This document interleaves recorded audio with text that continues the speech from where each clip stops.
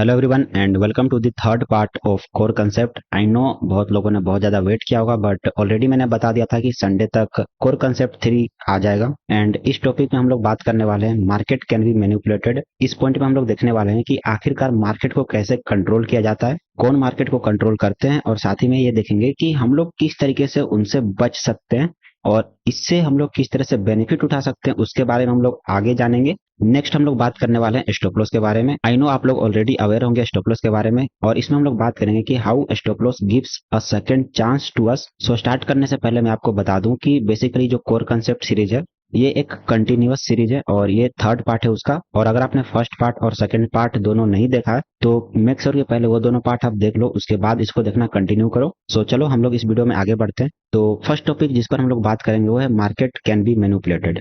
Basically इसका simple सा मतलब है कि जो मार्केट है उसको कंट्रोल किया जा सकता है, उसको अपने हिसाब से चलाया जा सकता है। तो होता कैसे है उसके बारे में जानते हैं। तो फर्स्ट ऑफ ऑल अगर बात करें मैनिपुलेशन के बारे में, market behaviour is not at all random, it is being controlled by big banks, institutions and those who have large fund to trade और इन्वेस्ट। सो बेसिकली मार्केट का जो movement होता है ना वो कभी भी रैंडम नहीं होता कि अचानक से मार्केट क्यों ऊपर चला गया या फिर नीचे चला गया। तो बहुतों को लगता होगा कि यार ये तो अपने मर्जी से ऊपर या नीचे हो रहा है, बट ऐसा नहीं है। This is not the reality at all. Her movement के पीछे एक प्रॉपर एल्गोरिथम वर्क करता है, और वो एल्गोरिथम चलाता कौन है? बिग बैंक्स जिनके पास बहुत सारा पैसा है, इंस्टीट्यूशंस। इंस्टीट्यूशन का मतलब ये होता है कि जैसे आपको पता होगा कि बहुत सारे अमीर अमीर लोग होते हैं, उनके पास इतना टाइम नहीं होता कि वो लोग अपना पैसा डायरेक्टली स्टॉक मार्केट में इन्वेस्ट कर सके। तो ऐसे लोग हेल्प लेते हैं इंस्टीट्यूशंस की, क्योंकि ये जो इंस्टीट्यूशन होते हैं ना वो बहुत सारे अमीर अमीर लोगों का फंड मैनेज करते हैं, और इनके पास बहुत ही लार्ज अमाउंट ऑफ कैपिटल होता है ट्रेड करने के लिए। और साथ ही में कोई अगर ऐसा ट्रेडर है जो कि अकेला है बट उसके पास बहुत बड़ा पैसा है ट्रेड करने के लिए, वो ऐसे लोग भी मार्केट को मैनिपुलेट यानी मार्केट को कंट्रोल कर सकते हैं। Next, they are the real market makers. Basically they are the main reason behind every price movement. तो जैसा हमने ऑलरेडी बता दिया था कि मार्केट जो है रेंडम बिहेव नहीं करता है। हर मूव के पीछे कोई ना कोई रीजन होता है, and the main reason behind every price movement are these peoples, either big banks, institutions और those person who have large fund to trade और इन्वेस्ट। एग्जाम्पल के लिए मैं आपको एक चार्ट दिखाता हूँ। ये चार्ट है स्मार्ट मनी प्राइस डिलीवरी का। तो स्मार्ट मनी आपके लिए एक नया टर्म होगा। सो बेसिकली स्मार्ट मनी हम उनको कंसिडर करते हैं जिनके पास बहुत बड़ा कैपिटल होता है। तो ऐसे लोगों का जो पैसा मार्केट में लगता है उसको हम लोग स्मार्ट मनी कहते हैं। तो यहाँ पर आपको दिखेगा कि स्मार्ट मनी किस तरीके से प्राइस को कंट्रोल करते हैं। लेट से प्राइस यहाँ से स्टार्ट हुआ, ऊपर गया, डाउन आया, वापस ऊपर गया, वापस डाउन आया। तो अब तक आपको दिख रहा होगा यहाँ पर हायर हाई हायर लो का फॉर्मेशन क्रिएट हो रहा है, मतलब क्लियरली यहाँ पर प्राइस अप ट्रेंड में है। ठीक है। अचानक से क्या होगा ना कि पूरा लो ब्रेक कर देगा मार्केट और बहुत ज्यादा नीचे आ जाएगा, और सबको लगेगा कि यहाँ से बहुत ज्यादा सेलिंग आने वाली है। तो जो नॉर्मल ट्रेडर होते हैं वो यहाँ पर सेल करेंगे, बट वहीं पर स्मार्ट मनी क्या करेगा ना, यहाँ पर बाइंग ऑर्डर प्लेस करेगा। और जैसे ही स्मार्ट मनी एंटर होता है उसके बाद प्राइस इंस्टेंटली बहुत बड़ा अपमूव दिखाता है, क्योंकि स्मार्ट मनी ने यहाँ पर बाई किया है और क्लियरली यहाँ पर मार्केट को मैनिपुलेट कर दिया है। उसके बाद ऑब्वियस सी बात थी कि प्राइस को ऊपर जाना ही था। नेक्स्ट, जैसे ही मार्केट का टॉप क्रिएट हुआ वहां पर स्मार्ट मनी ने क्या किया, सेलिंग कर दी, और जैसे ही स्मार्ट मनी ने सेलिंग किया वहां से प्राइस इंस्टेंटली रिवर्स कर गया। ठीक है। बॉटम पर जैसे ही प्राइस आया वापस से स्मार्ट मनी ने यहाँ पर बाई किया, वापस से प्राइस ऊपर चला गया। So this is how smart money manipulate market behaviour. ठीक है। हर एक बड़ा मूव आपको तभी देखने को मिलेगा जब स्मार्ट मनी आइदर बाई कर रहा होगा या फिर सेल कर रहा होगा। ये एक जस्ट नॉर्मल सा चार्ट है, बट आपको ये दिखाने के लिए कि स्मार्ट मनी किस तरीके से बाई और सेल करते हैं, किस तरीके से मार्केट को मैनिपुलेट करते हैं, उसके लिए मैंने आपको ये शोकेस किया है। We can't make impact on market और price with such a small capital even if you trade with few hundred crore, it is considered as very small capital. तो आपके मन में एक डाउट आ रहा होगा कि क्या अगर हम लोग 10,000 1 लाख रुपए से ट्रेड करते हैं तो हम लोग जब भी वो ऑर्डर प्लेस करते हैं तो क्या उससे मार्केट पर कुछ भी इम्पैक्ट पड़ता है? मतलब अगर हमने मान लो 1 लाख रुपए का बाय ऑर्डर प्लेस किया तो क्या उससे इतना मार्केट पर इम्पैक्ट क्रिएट होगा कि मार्केट ऊपर चला जाए? इसका एक सीधा सा जवाब है बिल्कुल भी नहीं, क्योंकि मार्केट में बहुत large amount of capital involve किए जाते हैं। आप यहाँ पर 1 लाख रुपए की बात छोड़ो, अगर आप यहाँ पर 100 करोड़ से भी ट्रेड करते हैं ना तो इससे भी कुछ खास इम्पैक्ट आपको मार्केट पर देखने को नहीं मिलेगा। ठीक है। इससे आप अंदाजा लगा लो कि कितने ज्यादा अमाउंट ऑफ कैपिटल का यूज किया जाता है बैंक्स के द्वारा और इंस्टीट्यूशनल ट्रेडर के द्वारा कि मार्केट को मैनिपुलेट किया जा सकता है। ठीक है। Is there any way to calculate where these institutions are placing their large orders so that we can make our entry at the same time and capture big profits? I know कि आप लोगों में से किन्हीं किन्हीं के दिमाग में ये बात जरूर आई होगी कि क्या ऐसा कोई मेथड है जिससे हम लोग ये पता कर पाए कि आखिर ये स्मार्ट मनी कहाँ पर बाई और सेल कर रहे हैं, ताकि हम लोग भी बिल्कुल उसी समय पर बाई और सेल करें और उनके साथ साथ हम भी कुछ प्रॉफिट बना लें। तो इसका एक बहुत ही सिंपल सा आंसर है, there is a method to know where institutional buying and selling are happening and we will learn about this when we will start smart money concept. So basically इसका जवाब है हाँ, हम लोग के पास एक ऐसा मेथड है जिससे हम लोग ये फाइंड आउट कर सकते हैं कि आखिर ये स्मार्ट मनी कहाँ पर बाई करता है, कहाँ पर सेल करता है, और मे बी हम लोग एक अच्छा प्रॉफिट बना भी लें। शायद यहाँ पर मुझे मे बी का वर्ड यूज नहीं करना चाहिए। अगर आप सही तरीके से स्मार्ट मनी कंसेप्ट सीख जाते हो ना और इसको बिल्कुल अच्छे से अप्लाई करते हो, जैसा फ्यूचर में मैं शायद आपको बताऊंगा भी, तो आई एम प्रीटी श्योर कि most of you will make good amount of money अगर आप स्मार्ट मनी कंसेप्ट अच्छे से सीख जाते हो तो। But that will come in future. अभी के लिए हम लोग क्या कर रहे हैं, फर्स्ट ऑफ ऑल हम लोग माइंडसेट एंड साइकोलॉजी के ऊपर फोकस कर रहे हैं। अगर आप ऑलरेडी प्रीवियस 2 वीडियोस को देख चुके हैं और अभी आप ये तीसरी वीडियो देख रहे हैं, तो आई नो आपको अब तक ये क्लियर हो चुका होगा कि फर्स्ट ऑफ ऑल हम लोग केवल माइंडसेट और साइकोलॉजी के ऊपर फोकस कर रहे हैं एंड नेवर थिंक कि माइंडसेट एंड साइकोलॉजी ज्यादा इंपॉर्टेंट नहीं होता है। अगर आप ऐसा सोच रहे हो ना, तो आई एम प्रीटी श्योर कि आप अभी बहुत ज्यादा बिगिनर होंगे ट्रेडिंग में, क्योंकि अगर आपने कम से कम मार्केट में 1 साल या फिर 2 साल बिताया है, सो मेरे ख्याल से आपको ये क्लियर हो चुका होगा कि टेक्निकल एनालिसिस ट्रेडिंग स्ट्रेटेजी से उतना इम्पैक्ट नहीं पड़ता जितना माइंडसेट और साइकोलॉजी से पड़ता है। सो फॉर दैट रीजन अभी के लिए हम लोग केवल माइंडसेट और साइकोलॉजी पर ही फोकस कर रहे हैं। उसके बाद हम लोग बेसिक्स टेक्निकल एनालिसिस जानेंगे। बेसिकली हम लोग इसमें कैंडल स्टिक्स के बारे में हर एक नॉलेज गेन करेंगे, ठीक है। साथ ही में डिस्कस करेंगे कुछ ना कुछ सेटअप के बारे में जिस पर आप ऑब्वियसली ट्रेड कर सकते हो, सपोर्ट रेजिस्टेंस एंड साथ ही में प्राइस एक्शन के बारे में इसी टॉपिक में हम लोग बात करेंगे। But this will come after mindset and psychology, जो कि आने वाले 1-2 वीडियोस में कंप्लीट हो जाएगा, ठीक है। एंड एट लास्ट जो कि सबसे मेन टॉपिक होने वाला है, स्मार्ट मनी कंसेप्ट, जिस पर आप लाइफ टाइम ट्रेड करने वालों, जिस चीज को आप लाइफ टाइम यूज करने वालों, this that will be our smart money concept and that will come in the last, because तब तक आपका माइंडसेट जो है वो रेडी हो चुका होगा, आप इस चीज को अडेप्ट कर पाओगे, ठीक है। क्योंकि अभी मैं अगर आपको स्मार्ट मनी कंसेप्ट बताना स्टार्ट करूँ ना, तो 99% of you will not adapt कि आखिर ये आप क्या बता रहे हो, ऐसा तो मार्केट में नहीं होता है, हाँ हमने तो कुछ और सीखा है। सो फॉर दैट रीजन अगर आपको स्मार्ट मनी कंसेप्ट सीखना है तो फर्स्ट ऑफ ऑल आपको ये सारी चीजें क्लियर हो जाती है ना, then only you will be able to learn smart money concept, okay. और अगर आप स्मार्ट मनी कंसेप्ट सीखना चाहते हो तो आपको बस एक ही चीज करनी है कि आप ये जो कोर कंसेप्ट देख रहे हो बस इसी के साथ स्टिक करना है, क्योंकि जैसे ही ये कोर कंसेप्ट में माइंडसेट एंड साइकोलॉजी का पार्ट खत्म होता है, इंस्टेंटली हम लोग टेक्निकल एनालिसिस पर शिफ्ट करेंगे और ये खत्म होते ही हम लोग स्मार्ट मनी कंसेप्ट पर शिफ्ट कर जाएंगे। आगे बढ़ते हैं। Now you know that market is manipulated, so always keep a very important thing in mind whenever you are trading.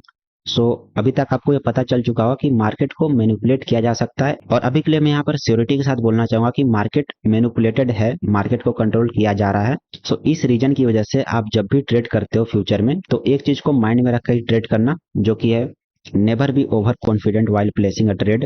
It does not matter how good your analysis is, because as I said, market is manipulated and anything can happen. अगर बहुत ही simple और straight line में बोलूं तो आप जब भी ट्रेड करते हो तो कभी भी ओवर कॉन्फिडेंस मत हो जाना कि ये ट्रेड तो 100% टारगेट ही देगा, इस ट्रेड में मेरा लॉस हो ही नहीं सकता। आपने कितने भी अच्छे से एनालाइज कर रखा है, आपने मल्टीपल टाइम्स ऐसा होते हुए भी देखा होगा कि जब भी ये पैटर्न बनता हो तो उसमें मार्केट ऊपर ही जाता होगा, बट उसके बाद भी ना ओवर कॉन्फिडेंट मत होना कि नहीं मार्केट तो ऊपर ही जाएगा, नीचे आ ही नहीं सकता है।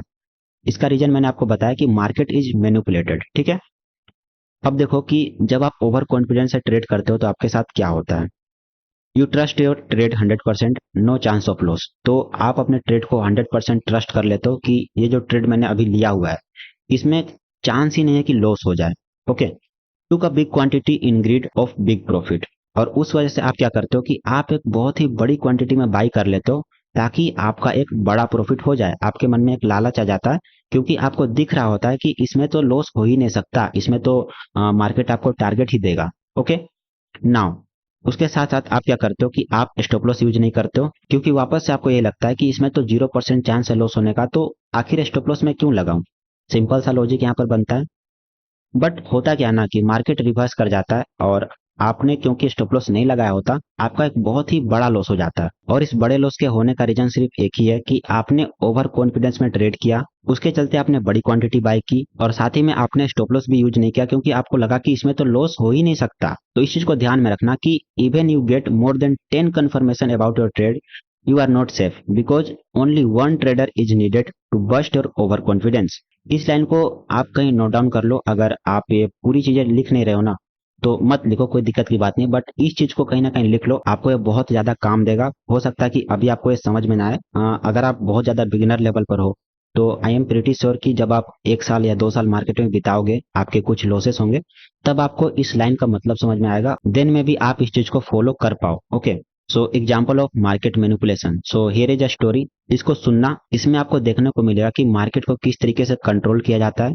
This is a real incidence. Okay, so make sure कि इसको अच्छे से सुनना, और साथ ही में अगर आप लिखना चाहो तो लिख भी सकते हो। एक बहुत ही अच्छा एनालिस्ट होता है, एनालिस्ट आपको पता होगा, जो लोग मार्केट पर रिसर्च करते हैं, ठीक है, स्टॉक्स फाइंड करते हैं, ट्रेड फाइंड करते हैं कि यहाँ से मार्केट ऊपर जा सकता है या फिर नीचे आ सकता है। सो जो ये काम करते हैं ना, उसको हम लोग एनालिस्ट बोलते हैं। सो एक एनालिस्ट था जो कि बहुत अच्छा काम करता था, उसका एनालिसिस भी बहुत अच्छा था, बट उसके बावजूद भी वो एक सक्सेसफुल ट्रेडर नहीं था।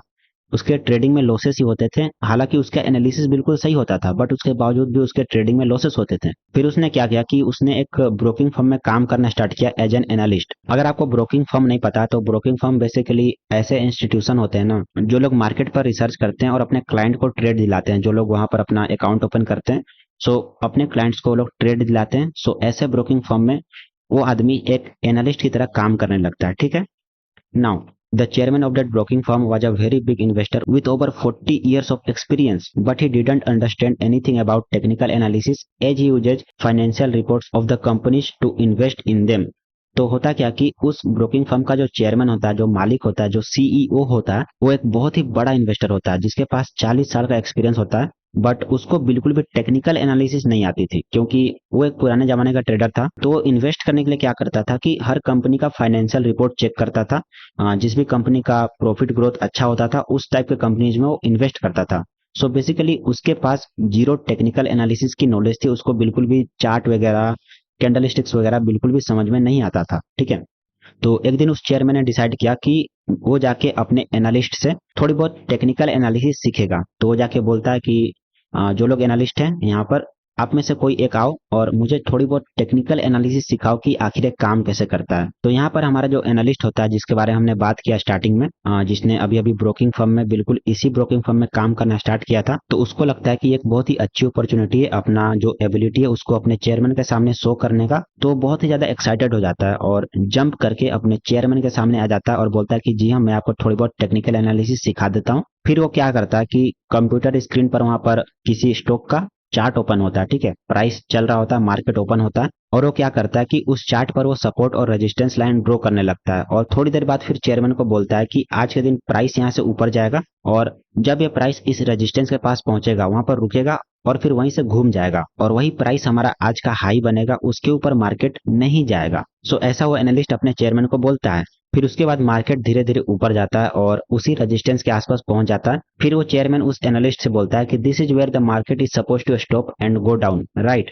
मतलब वो पूछता है अपने एनालिस्ट से कि आपने यही बोला था ना कि यहाँ तक मार्केट जाएगा और मार्केट यहाँ से वापस नीचे चला जाएगा। तो एनालिस्ट फिर यहाँ से रिस्पॉन्ड करता है कि absolutely this is the high of the day in over confidence. तो एनालिस्ट बोलता है हाँ, यही आज मार्केट का हाई बनेगा और इसके ऊपर मार्केट नहीं जाएगा और यहाँ से नीचे चला जाएगा।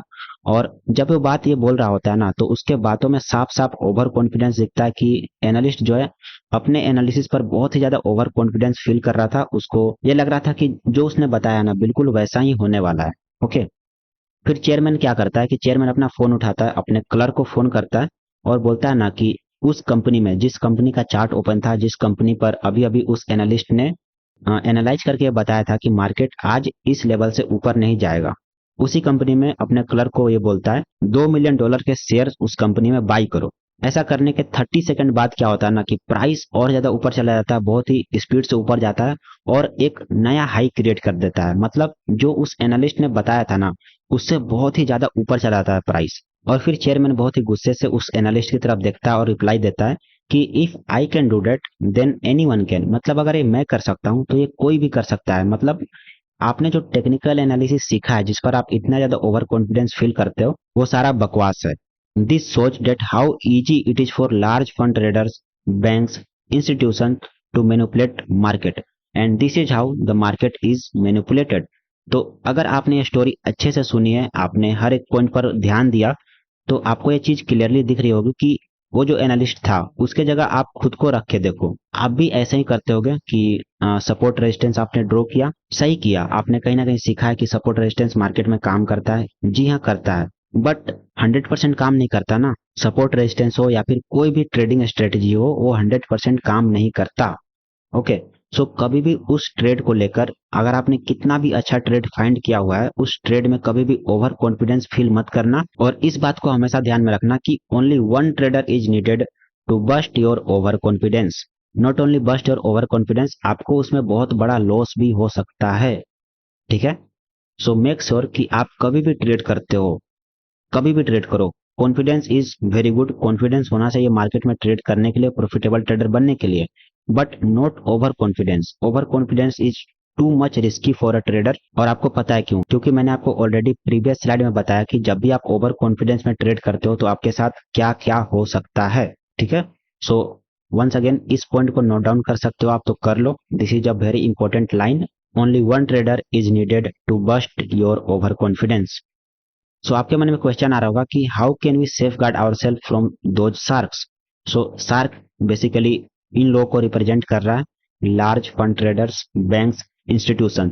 बेसिकली जो लोग मार्केट को कंट्रोल कर सकते हैं, मार्केट को मैनिपुलेट कर सकते हैं, मार्केट को किसी भी डायरेक्शन में अपने हिसाब से चला सकते हैं। सो इन लोगों को हम लोग शार्क कंसिडर कर रहे हैं। तो आपके मन में क्वेश्चन आ रहा होगा कि आखिर किस तरीके से हम लोग मार्केट में इन शार्क से बच सकते हैं। अगर ये तो जब भी चाहेंगे मार्केट को किसी भी डायरेक्शन में घुमा सकते हैं, ऊपर या फिर नीचे। So let's find out. और इस क्वेश्चन का जो सिंपल सा आंसर होने वाला है वो हमारा second topic, stop loss, and how stop loss gives a second chance to us, इसके बारे में जानते हैं। तो अगर हम लोग स्टॉप लॉस के डेफिनेशन के बारे में बात करें, so basically it is a tool used to limit our losses in a trade if market goes against our analysis। मतलब स्टॉप लॉस एक ऐसा टूल है कि जब भी हमारा ट्रेड गलत हो जाता है, हमारा जो एनालिसिस है वो गलत हो जाता है, और मार्केट जो है हमारे अपोजिट डायरेक्शन में मूव करने लगता है, तब हम लोग स्टॉप लॉस को यूज करते हैं, और इसकी मदद से हमारा जो लॉस है वो लिमिटेड हो जाता है। मतलब हम लोग मार्केट से बोलते हैं इट्स ओके, हाँ हमने ये रॉन्ग ट्रेड प्लेस किया, इसमें हमने थोड़ा सा गलत एनालाइज किया, सो ठीक है मेरा लॉस होगा, लेकिन बस इतना ही अमाउंट मैं आपको लॉस में दूंगा, इससे ज्यादा अमाउंट मेरा लॉस नहीं होना चाहिए, तब हम लोग स्टॉप लॉस का यूज करते हैं। And I know every one of you are aware of stop loss, but tell me, do you really use stop loss in every single trade? And don't lie, मुझे बताओ, comment section में मुझे बताओ, video को pause करो, कि first of all तो मुझे पता है कि आप सभी लोग को स्टॉप लॉस के बारे में पता ही होगा, जो लोग कभी ना कभी ट्रेड किए हैं, या फिर अगर आप लाइक एक महीने से भी ट्रेड कर रहे हो ना, तो आई एम प्रीटी श्योर कि आपको स्टॉप लॉस के बारे में पता होगा।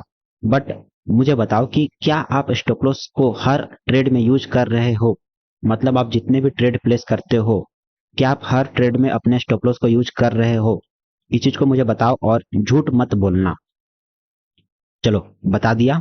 नहीं बताया तो बता दो भाई, बता दो। चलो आगे बढ़ते हैं। अगर मैं अपने हिसाब से बताऊं, so according to me only few of you might be using stop loss in every trade. मुझे यही लगता है, क्योंकि मैं खुद का एग्जांपल भी ले रहा हूं कि मैं क्या करता था इन माय अर्ली स्टेज, जब मैं ट्रेडिंग सीख रहा था, या फिर मे बी सीख चुका था, उसके बाद भी मैं स्टॉप लॉस को हर ट्रेड में यूज नहीं कर रहा था। सो अभी भी मुझे यही लगता है कि अगर आप ये वीडियो देख रहे हो, इट माइट बी ट्रू कि आप लोगों में से मैक्सिमम लोग अभी स्टार्टिंग फेज में ही होंगे, अभी ट्रेडिंग सीख ही रहे होंगे। सो अगर उस पॉइंट को कंसीडर करें तो मुझे यही लगता है कि आप लोगों में से बहुत ही कम लोग ऐसे होंगे जो लोग स्टॉप लॉस को हर ट्रेड में यूज कर रहे होंगे। आई नो कुछ कुछ लोग होंगे जो एक दो ट्रेड में स्टॉप लॉस लगा देते होंगे, बट सभी ट्रेड में तो स्टॉप लॉस आप नहीं लगाते होंगे, मुझे ऐसा लगता है। नाउ, सो एक चीज को आप लोग ध्यान में रखना कि if you are not using stop loss, then you are attempting the biggest crime in trading. आपको हंसी आ रही होगी, मुझे भी आ रही है, जब मैं ये बना रहा था तो मुझे भी हंसी आ रही थी कि मैं क्या लिख रहा हूँ, but it comes in my mind and मैंने ये लिख दिया। ठीक है। And yes, trading without stop loss is not a mistake, I consider it as a crime, the biggest crime. Okay. I hope आपको क्लियर हो गया होगा मैं यहाँ पर क्या बोलना चाह रहा हूँ, कि अगर आप ट्रेड करते हुए स्टॉप लॉस का यूज नहीं कर रहे हो ना, तो आप बेसिकली एक बहुत ही बड़ा क्राइम अटेम्प्ट कर रहे हो। ठीक है। ट्रेडिंग के वर्ल्ड में आप एक बहुत ही बड़ा क्राइम कर रहे हो अगर आप स्टॉप लॉस को यूज नहीं कर रहे हो। एंड आपको भी पता होगा कि क्राइम करना अच्छी बात नहीं होती है, तो आज से ये आदत डाल लो ना कि आप हर ट्रेड में स्टॉप लॉस यूज करोगे। As you already know that market can be manipulated, so it does not matter how confident are you about your trade, you have to put a stop loss। तो जैसा आपको पता है कि market manipulated है, ठीक है, मार्केट को ऑलरेडी कोई ना कोई कंट्रोल कर रहा है। सो आप कितने भी कॉन्फिडेंट हो जाओ अपने ट्रेड को लेके कि इस ट्रेड में तो 100% टारगेट आने ही वाला है, इस ट्रेड में मेरा लॉस हो ही नहीं सकता, उसके बाद भी, जी हाँ, उसके बाद भी आपको स्टॉप लॉस लगाना ही है, लगाना पड़ेगा। नहीं लगाओगे तो वापस इस पॉइंट को याद कर लेना कि if you are not using stop loss then you are committing the biggest crime in trading. एक बहुत ही इंपॉर्टेंट क्वेश्चन, एक बहुत ही इंपॉर्टेंट इसका आंसर भी है साथ ही में।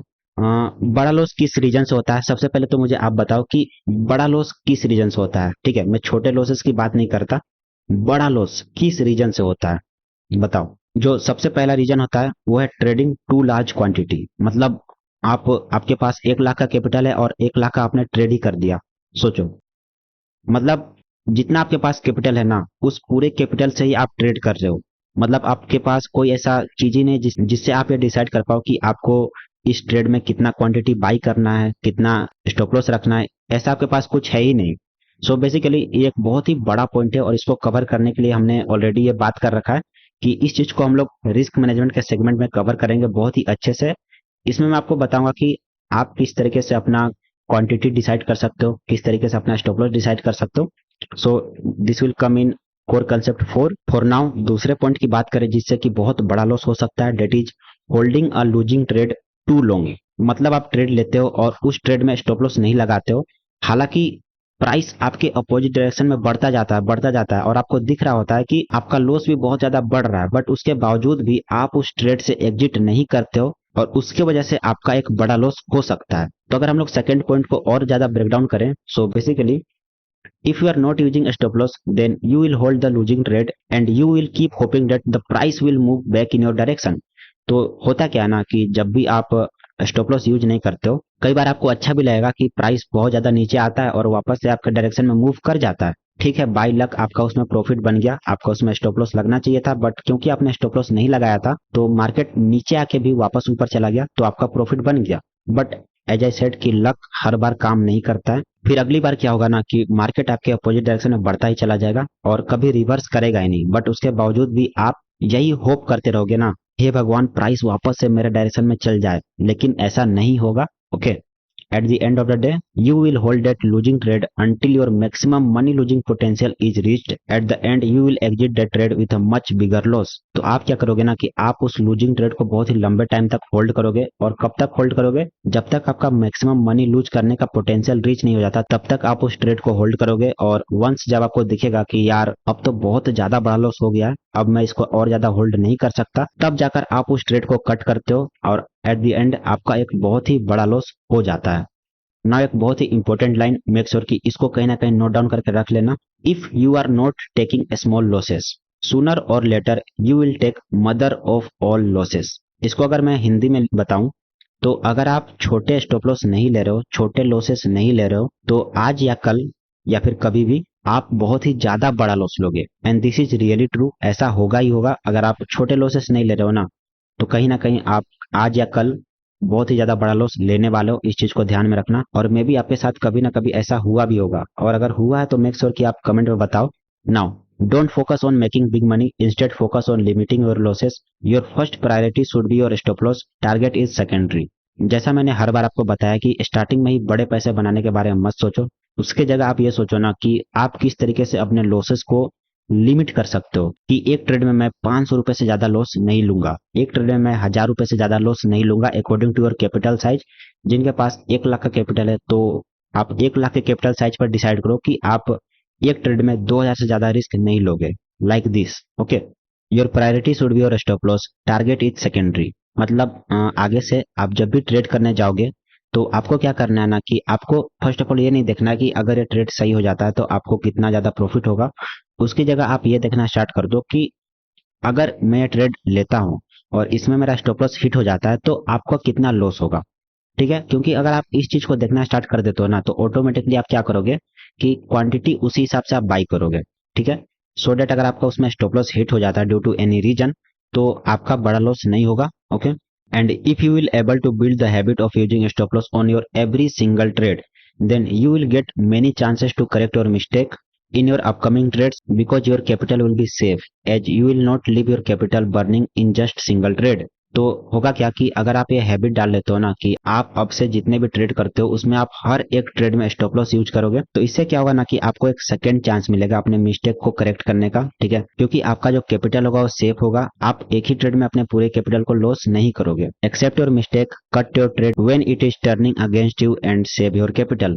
बहुत ही सिंपल एंड स्ट्रेट लाइन, आपको बस इतना ही सही करना है कि जब भी आप एक गलत ट्रेड में फंस जाते हो, तो मान लो आपने उसमें स्टॉप लॉस यूज नहीं किया है, तो सिंपली जैसे ही आपको लगता है ना कि नहीं अब ये ट्रेड गलत हो चुका है, तो आपको एक बहुत ही इंपॉर्टेंट डिसीजन उसी वक्त लेना होगा। डेट इज कि आप उस ट्रेड को कट करो। इट डजेंट मैटर कि आपका उसमें कितना लॉस या फिर प्रॉफिट चल रहा हो। जैसे ही आपको रियलाइज होता है ना कि दिस ट्रेड इज रॉन्ग और मे बी इसमें आपका बड़ा लॉस हो सकता है, इंस्टेंटली उस ट्रेड को कट करो। ठीक है, और अपने कैपिटल को सेव करो। नाउ उसके बाद आपको क्या करना है कि आप अपने मिस्टेक्स को फाइंड करो कि आखिर आपसे क्या गलती हुई, आपने क्या गलत एनालाइज किया जिसकी वजह से आपका वो ट्रेड गलत हुआ, और साथ ही में उस मिस्टेक पर काम करो।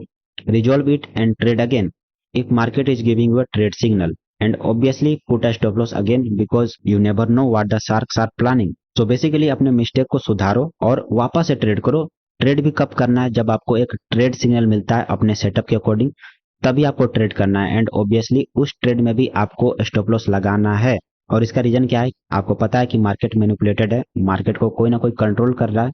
आपको ये नहीं पता कि अभी कौन सा शार्क यानी कोई बैंक या फिर इंस्टीट्यूशन बाइंग या फिर सेलिंग कर दे और आपका जो ट्रेड है वो गलत हो जाए। सो डेट्स द रीजन कि आपको हर एक ट्रेड में स्टॉप लॉस का यूज करना है। Next, this is how stop loss gives you a second chance, not only second chance but multiple chances to stand again, trade again। So basically इस तरीके से अगर आप स्टॉप लॉस यूज करते हो, हर ट्रेड में स्टॉप लॉस लगाते हो, सो स्टॉप लॉस आपका एक बहुत अच्छा दोस्त बन जाता है, क्योंकि इसकी वजह से, मात्र इसी की वजह से आपको एक दूसरा चांस मिलता है मार्केट में वापस से ट्रेड करने का, क्योंकि आपका कैपिटल बचा हुआ होगा। और ना केवल दूसरा चांस बल्कि बहुत सारे चांसेस आपको मिलते रहेंगे। जितना अच्छे से आप स्टॉप लॉस का यूज करते हो ना, जितना जल्दी आप अपने गलत ट्रेड को कट करते हो, उतना आपको ज्यादा चांस मिलेगा कि आप अपने मिस्टेक को सुधारो। जो भी आपसे मिस्टेक हुई थी जिसके कारण आपने उस गलत ट्रेड में एंटर किया, उस चीज को सुधारो और वापस से ट्रेड करो।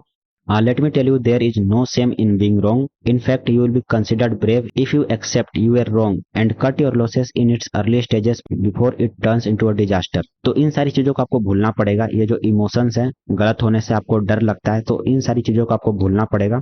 और गलत होने में किसी भी तरह का शर्म नहीं है। इस बात को ध्यान में रखना कि अगर आपने गलत ट्रेड लिया है तो इसमें आपको किसी भी तरह का शर्म नहीं आना चाहिए। ठीक है, ये सबके साथ होता है। दुनिया में कोई भी ऐसा ट्रेडर नहीं है जिसके सभी ट्रेड करेक्ट होते हैं। ठीक है, इस चीज को आप ध्यान में रखना। और इनफैक्ट अगर आप गलत हो जाते हो और आपको रियलाइज होता है कि हाँ आपने गलत ट्रेड ले लिया है, तो अगर आप उस ट्रेड को इंस्टेंटली कट कर देते हो, अपने स्टॉप लॉस के अकॉर्डिंग उस ट्रेड से बाहर आ जाते हो ना, तो आप उस कंडीशन में ब्रेव कंसिडर किए जाओगे, ना कि ऐसा व्यक्ति जिसने गलत ट्रेड लिया। सो इस बात को ध्यान में रखना। और अगर आप ऐसा करते हो ना, तो आप एक बहुत ही बड़े डिजास्टर को पहले ही रोक दोगे। और वो बड़ा डिजास्टर क्या था कि आपका एक बहुत बड़ा लॉस हो सकता था।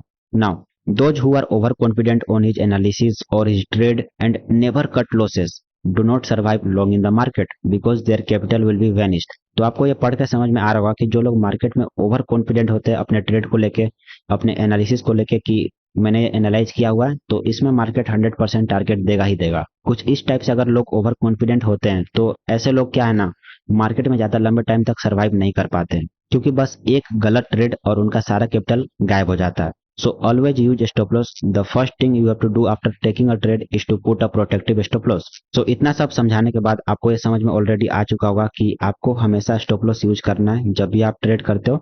तो अभी से आप एक आदत बना लो ना कि जैसे ही आप कोई ट्रेड लेते हो, जैसे ही आपने ट्रेड लिया, आपने बाई किया, इंस्टेंटली आपको क्या करना है, नेक्स्ट सेकेंड आपको क्या करना है, एक स्टॉप लॉस लगाना है। जहां भी आपने डिसाइड कर रखा है वो स्टॉप लॉस आपको इंस्टेंटली उस ट्रेड में लगा देना है। ठीक है, इस चीज को हैबिट बनाओ। और आज से ही मैं बोलूंगा, जब से ये वीडियो देख रहे हो, नेक्स्ट ट्रेड जैसे ही आप लेते हो, इंस्टेंटली उसमें आपको स्टॉप लॉस लगाना है और इस चीज को हैबिट बनाओ, इस चीज को कंटिन्यू रखना। Okay, stop loss size trade per risk vary person to person because everyone have different amount of trading capital.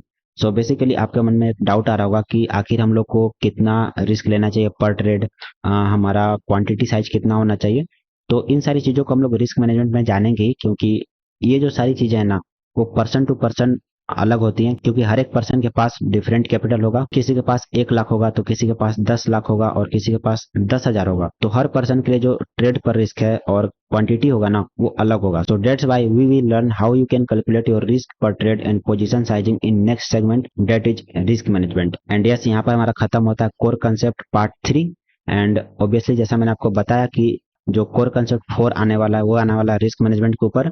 And basically इसमें हम लोग डिस्कस करेंगे रिस्क मैनेजमेंट क्या होता है, कैसे आप रिस्क को मैनेज कर सकते हो, and how to trade with minimal risk. Basically आप कम से कम, बिल्कुल कम से कम रिस्क के साथ किस तरीके से ट्रेड कर सकते हो।